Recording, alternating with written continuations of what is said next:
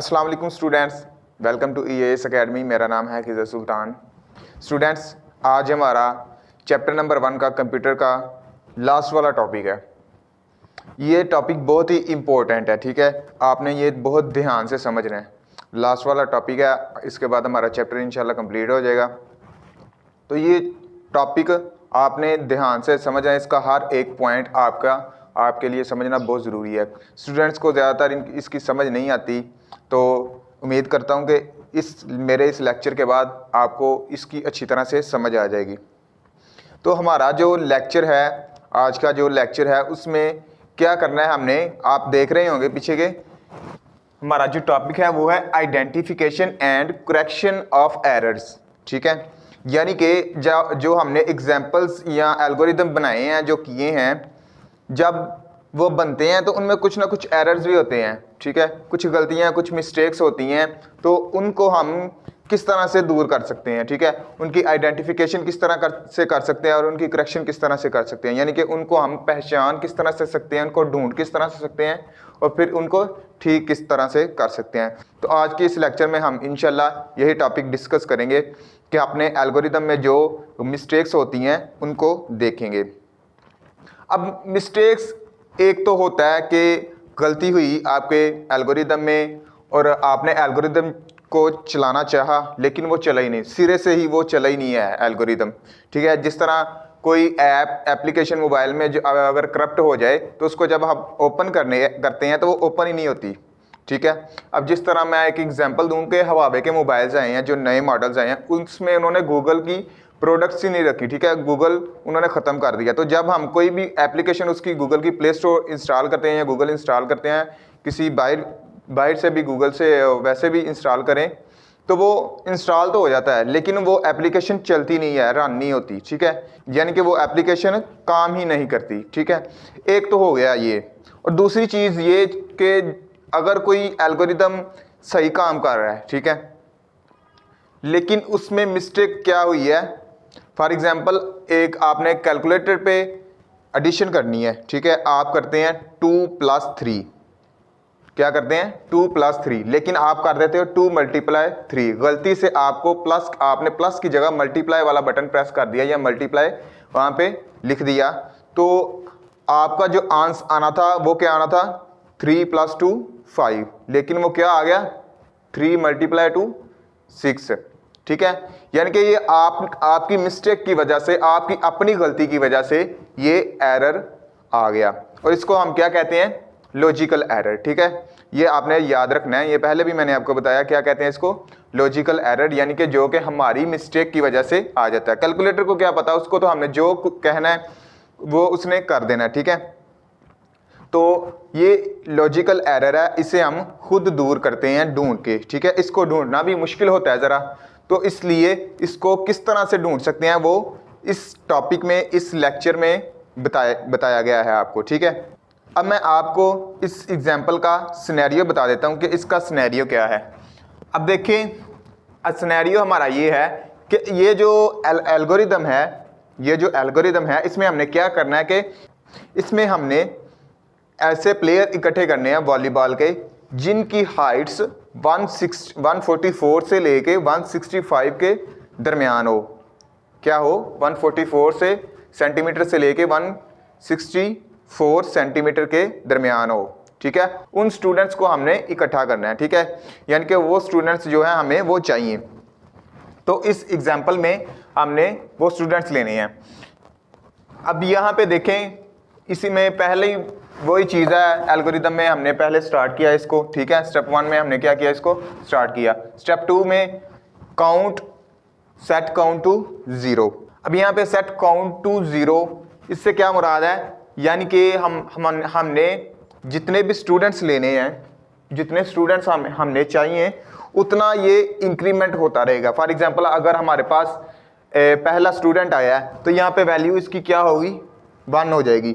जब दूसरा स्टूडेंट आएगा तो वैल्यू इसकी क्या हो जाएगी, 2 हो जाएगी। इसी तरह 3 4 5।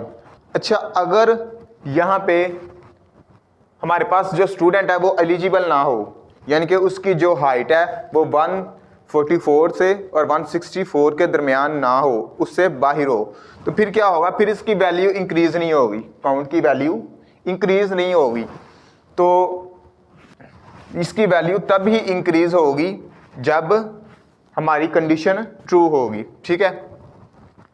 स्टेप 3 में क्या है, स्टेप 3 में सेट ऑल हाइट्स टू, यहाँ पे सारी उसने हाइट्स दे दी हैं, यानी कि तमाम स्टूडेंट्स यहाँ पे एक जगह पे पहले इकट्ठे कर लिए हैं, हमने उनमें से चंद स्टूडेंट्स को इकट्ठा करना है। ठीक है।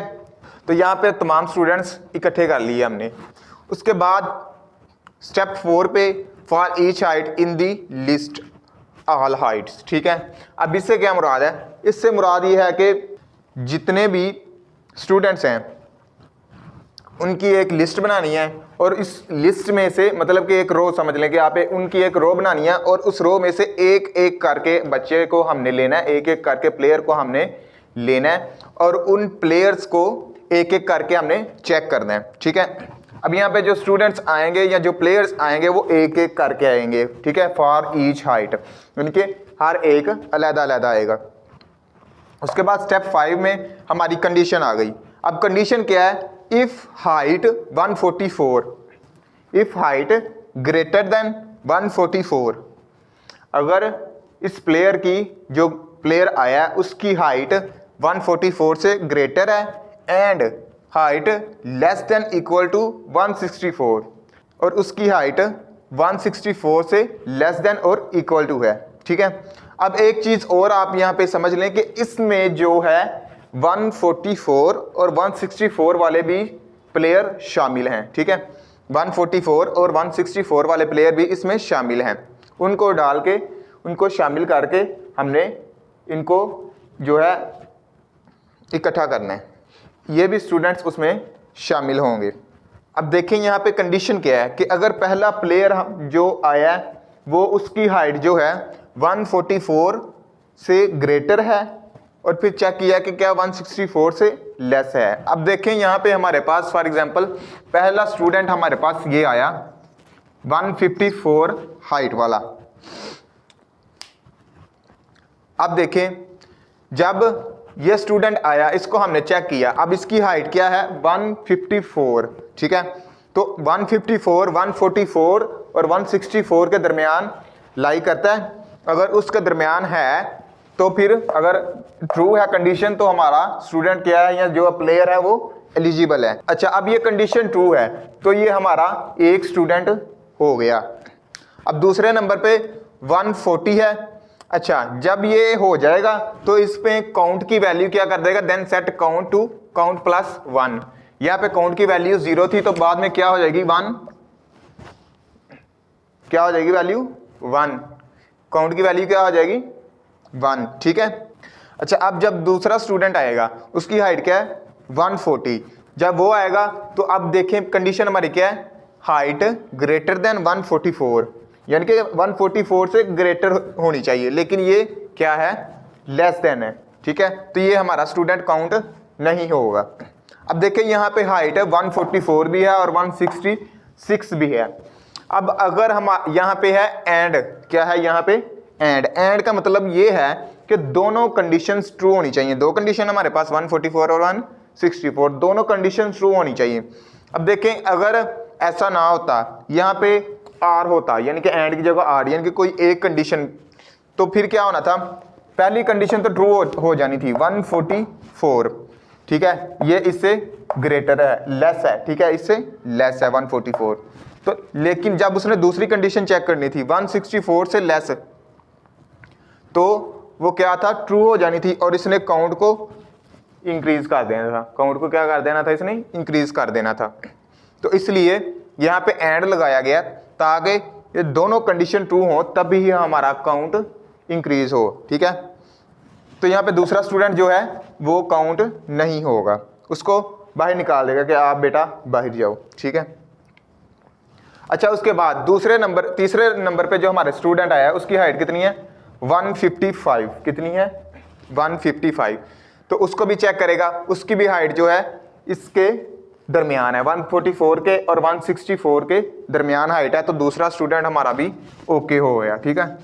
तो इस तरह तीसरा स्टूडेंट उसकी हाइट कितनी है 164, ये भी मैंने आपको बताया था 164 वाला भी और 144 वाला भी शामिल है, ठीक है। इसी तरह सारे स्टूडेंट्स जो हैं हमारे काउंट हो जाएंगे। अब यहाँ पे देखें एक और चीज़ है 144, ठीक है। अब नेक्स्ट जो स्टूडेंट हमारे पास आया उसकी हाइट कितनी है 144। अब पहली कंडीशन क्या है, हाइट ग्रेटर देन 144, क्या है ग्रेटर देन 144। अब यहाँ पे देखें तो एरर है, यहाँ पे क्या है एरर, लॉजिकल एरर है। एरर क्या है कि मैंने आपको कहा था कि इसमें 144 और 164 दोनों शामिल हैं, ठीक है, लेकिन 144 का यहाँ पे इक्वल टू का साइन नहीं लगा, ये हमारा लॉजिकल एरर है। अब अगर आप देखें यहाँ पे तो यहाँ पे less than or equal to, यानी कि अगर वो लेस देन है या इक्वल भी है उसके तो फिर भी उसको ऐड कर लो, फिर भी उसको शामिल कर लो इस टीम में। लेकिन यहाँ पे देखें तो यहाँ पे ये था बस कि अगर ग्रेटर है, सिर्फ ओनली ग्रेटर, इक्वल टू नहीं था, ये मैंने अभी लगाया, ठीक है। अगर ग्रेटर है तो फिर इसको करना है, फिर इसको ऐड करना है, लेकिन हमारे पास 144 वाला भी शामिल था, इसलिए ये एरर आ गया। और अब हमने इसको एरर को ठीक किया तो ये क्या करेगा, उसको काउंट कर लेगा। इसी तरह चलते चलते बाकी को भी चेक करेगा और अगर वो इससे मैच करते हैं उनको काउंट करेगा, बाकियों को निकाल देगा, ठीक है। इस तरह फिर आउटपुट में काउंट की वैल्यू आ जाएगी जितनी होगी और फिर यहाँ पे हमारा प्रोग्राम स्टॉप हो जाएगा, ठीक है, यानी कि प्रोग्राम ख़त्म हो जाएगा। अच्छा, उसके बाद बारी आती है ट्रेस टेबल की, ठीक है। अब देखें आपने यहाँ पे प्रोग्राम हमने किया, एल्गोरिदम किया, तो उसमें क्या आई थी, मिस्टेक आई थी, ठीक है। अगर हम इस तरह इसको ना चेक करते तो उसमें हमें मिस्टेक का पता नहीं था चलना। लेकिन अगर हम एल्गोरिदम की बात करें कि हम चेक कर रहे हैं तो फिर उसने 144 वाले को भी निकाल देना था, ठीक है। यहाँ पे उसने क्या करना था, 144 वाले को भी बाहर निकाल देना था, हालांकि वो एलिजिबल था, क्या था, एलिजिबल था। तो इसलिए यहाँ पे हमारे पास एरर आया। अब हमने उस एरर को फाइंड करना है, और उस एरर को किस तरह फाइंड करेंगे, ट्रेस टेबल की मदद से फाइंड करेंगे। ये ट्रेस टेबल क्या है, ये हमें वो सहूलत प्रोवाइड करता है कि हम अपने जो हमारा एरर है हम उसको ढूंढ सकें। अब ट्रेस टेबल देखें, ये इस तरह इसका एक टेबल बना हुआ है, रोज हैं और कॉलम्स हैं। इसमें सबसे ऊपर जो है वो काउंट लिखा हुआ है, फिर ऑल हाइट्स, फिर हाइट्स हैं, यानी कि हमारे एल्गोरिदम के मुताबिक इसके अंदर वो डाटा इनपुट हुआ है, ठीक है। उसके बाद स्टेप लिखे हुए हैं, स्टेप 1, स्टेप 2, स्टेप 3, 4, 5, ठीक है। यानी कि अब देखें यहाँ पे 4 और 5 जो हैं, ये स्टेप जो हैं ये बार बार रिपीट होंगे, ठीक है। पहले 4 पे आया, फिर उसने चेक किया, अगर ट्रू है तो फिर ऊपर चला गया, फिर अगर उस अगला स्टूडेंट आया उसने चेक किया, फिर वो अगर ट्रू है वो ऊपर चला गया, इसी तरह चलता जाएगा। तो इस अमल को, जो ये चलने का अमल है, ये जो बार बार रिपीटिशन का अमल है, इसको हम कहते हैं लूप। क्या कहते हैं, लूप, ठीक है। अभी आपकी बुक में नहीं है, लेकिन ये भी चीज़ आपने याद रखनी है, इस अमल को क्या कहते हैं, लूप्स, ठीक है। और यहाँ ये 4 और 5 को रिपीट करेगा, ठीक है। अच्छा, अब देखें यहाँ पे ऑल हाइट्स आ गई, ठीक है, यहाँ पे काउंट की डाटा आ गया और यहाँ पे हाइट्स आ गई, यानी कि जितने स्टूडेंट्स हमारे आते जाएंगे, जैसे जैसे हमारे पास स्टूडेंट्स आते जाएंगे वैसे वैसे उनकी हाइट्स यहाँ पे इनपुट होती जाएंगी। अब यहाँ पे काउंट, स्टेप 1 में काउंट की वैल्यू कितनी है, कोई भी नहीं। अगर स्टेप 1 देखें आप तो स्टेप 1 में हमने क्या किया था, सिर्फ अपना एल्गोरिदम स्टार्ट किया था, ठीक है। तो यहाँ पे स्टेप 1 में कोई अमल भी नहीं हुआ, तो यहाँ पे डैशेस लगा दी। डैशेस से मुराद है कि कोई वैल्यू आई ही नहीं, ठीक है, इसमें कोई इनपुट ही नहीं हुई, कोई वैल्यू ही नहीं आई, ठीक है। उसके बाद हमारे पास स्टेप 2, स्टेप 2 में क्या हुआ, काउंट को एक वैल्यू मिली, काउंट को एक वैल्यू मिली। कौन सी वैल्यू मिली, 0 वाली। कौन सी वैल्यू मिली, 0 वाली। तो यहाँ पे काउंट की वैल्यू क्या हो गई, 0। उसके बाद स्टेप 2 में हाइट्स भी नहीं आई हमारे पास अभी, और ना ही हमारे पास कोई एक सेपरेट स्टूडेंट आया है हाइट चेक करने के लिए। अच्छा, अब स्टेप 3 में देखें कि यहाँ पे ब्लैंक है, और ब्लैंक से क्या मुराद है कि अभी हमारे पास इंक्रीमेंट नहीं हुआ, ठीक है, यानी कि वैल्यू तो उसमें आ गई है लेकिन अभी उसमें इंक्रीमेंट नहीं हुआ, उस वैल्यू में एडिशन नहीं हुई, अपडेट नहीं हुई उसकी वैल्यू, ठीक है।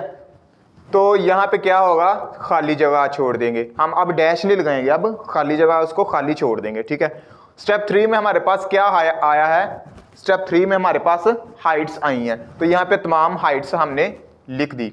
उसके बाद यहाँ पे हमने खाली इसको क्यों छोड़ा है, खाली इसलिए छोड़ा है क्योंकि हमारे पास हाइट्स तो आ गई हैं लेकिन अभी सेपरेट जो है प्लेयर नहीं आए, तमाम प्लेयर इकट्ठे हो गए हैं लेकिन अभी हमने किसी को सेपरेटली बुलाया नहीं है, ठीक है। उसके बाद जो है हमारे पास स्टेप 4 है। स्टेप 4 में क्या करेंगे हम कि ईच हाइट, ठीक है, हम अलहदा से सेपरेट एक स्टूडेंट को लेंगे। अब देखिए स्टेप 4 में क्या किया, 154 हमारे पास पहला स्टूडेंट आया जिसकी हाइट थी 154, ठीक है। उसके बाद स्टेप 5 में एक इंक्रीमेंट हो गया, अब उसकी कंडीशन ट्रू थी, 154 वाला शामिल था, तो यहाँ पे क्या हुआ, काउंट एक इंक्रीज हो गया, ठीक है। अब स्टेप 4 में क्या करेगा, नेक्स्ट स्टूडेंट आएगा हमारे पास 140 वाला, क्या आएगा 140 वाला। अब वो इस से कंडीशन से मैच नहीं करता तो क्या होगा, वो काउंट नहीं होगा, फिर हमारा काउंट 1 ही रहेगा। आप देख रहे हैं कि हमारी कंडीशन ट्रू नहीं हुई तो काउंट क्या है, 1 ही है, इंक्रीज ही नहीं हुआ। अगर आप देखें, if condition and this condition is true then set count to count +1, यानी कि अगर ये ट्रू है कंडीशन तो फिर काउंट में एक इंक्रीज करो, अगर ट्रू नहीं होगी तो इसमें इंक्रीज नहीं होगा, ठीक है। ऐसा ही अमल हुआ है, 140 ट्रू नहीं है तो इंक्रीमेंट नहीं हुआ। स्टेप 4 में नेक्स्ट स्टूडेंट आया, ये जो है 40 वाला बाहर निकल गया, फिर 155 वाला आया, ठीक है। तो उसका जो उसकी हाइट थी वो क्राइटेरिया से मिलती थी, ठीक है, तो इसमें क्या हुआ, हमारा काउंट इंक्रीज हो गया। उसके बाद 164 नेक्स्ट स्टूडेंट आया, वो भी इस क्राइटेरिया से मिलता है, ठीक है, उसका भी जो हाइट है उसकी फुलफिल करती है, तो हमने उसको भी, हमारा अकाउंट जो है फिर इंक्रीज हो गया, ठीक है। उसके बाद स्टेप 4 में 144 वाला आया। अब देखिए 144 वाला जो था वो भी शामिल था, ठीक है, मैंने बताया था ना आपको कि 164 और 144 वाला भी इसमें शामिल है।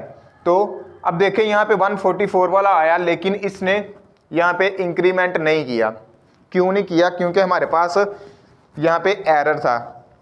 जैसे मैंने आपको पहले बताया कि यहाँ पे हमने इक्वल टू का साइन नहीं था लगाया, यानी कि ये इक्वल टू का साइन होता है, ठीक है। यहाँ पे तो ओके है लेकिन यहाँ पे नहीं था लगा, इसलिए हमारे पास 144 वाला भी हमारे पास आया नहीं, वो बाहर निकल गया, एल्गोरिदम ने उसको बाहर निकाल दिया, ठीक है। ये हमारी मिस्टेक थी, हमारी वजह से जो एल्गोरिदम था उसने इसको बाहर निकाल दिया, ठीक है। यहाँ पे अब हम इसको जब ठीक करेंगे तो क्या होगा कि ये हमारा जो एल्गोरिदम को जब हम करेक्ट करेंगे वो उसको शामिल कर लेगा। अब देखिए हमारे पास कितने स्टूडेंट आते हैं, 1 2 3 4 और 5, ठीक है। हमारे पास कितने स्टूडेंट आते हैं, 5, 1 2 3 4 5 6 7 8, टोटल कितने हैं, 8। 8 में से हमें 5 हमें चाहिए थे, ठीक है। तो 5, लेकिन जब हमारा एल्गोरिदम गलत था, यानी कि उसमें मिस्टेक थी, एरर था, तो उसने क्या कितने हमको दिए, सिर्फ 4, क्योंकि उसने इसको 144 वाले को निकाल दिया था। लेकिन जब हमारा एल्गोरिदम ठीक हो जाएगा तो फिर वो उतने ही देगा जितने हमें रिक्वायर होंगे, जितने हमें चाहिए होंगे, ठीक है। तो ये था हमारा लेक्चर कि हमने इसमें देखा कि हम अपने एरर्स को किस तरह से ठीक कर सकते हैं, ठीक है। तो इस तरह से हम अपने एरर्स को फाइंड कर सकते हैं, उनको करेक्ट कर सकते हैं। किसी भी एल्गोरिदम में अगर कोई एरर होगा तो उसको हम ट्रेस टेबल की मदद से उसको ठीक कर सकते हैं, ठीक है। अच्छा, इसके बाद जो आपका लास्ट टॉपिक है वो क्या है, वो ये है कि इनवैलिड डाटा टेस्टिंग की अहमियत क्या है, ठीक है, यानी कि using invalid data testing for testing, ठीक है, यानी कि टेस्टिंग के लिए अगर इनवैलिड डाटा यूज़ करें तो उसकी क्या अहमियत होगी। तो वो मैं टाइप्स ऑफ टेस्ट डाटा में बता चुका हूँ आपको, वहाँ से आप वो अगर आपको नहीं पता तो ऊपर सजेशन में वो लेक्चर आ रहा होगा, आप इस सजेशन वाले बटन से पहुंच सकते हैं। ठीक है, तो ये था आज का हमारा लेक्चर। हमने समझा कि किस तरह से हम अपने एरर्स को फाइंड करते हैं और उनको करेक्ट करते हैं। उम्मीद करता हूँ मैं कि आपको इस चैप्टर की समझ आ गई होगी बहुत अच्छे से, और ख़ास तौर पे इस लेक्चर की समझ आ गई होगी जो मैंने आपको समझाया इस लेक्चर की। ठीक है, अगर आपको समझ नहीं आई तो आप दोबारा वीडियो को रिवाइज़ करें, दोबारा वीडियो को प्ले करें और दोबारा से समझें, इंशाल्लाह आपको समझ आ जाएगी। तो चैप्टर 1 हमारा यहाँ पे कंप्लीट होता है। नेक्स्ट हम इंशाल्लाह चैप्टर 2 स्टार्ट करेंगे। तो मिलते हैं अगले चैप्टर में। अल्लाह हाफिज़।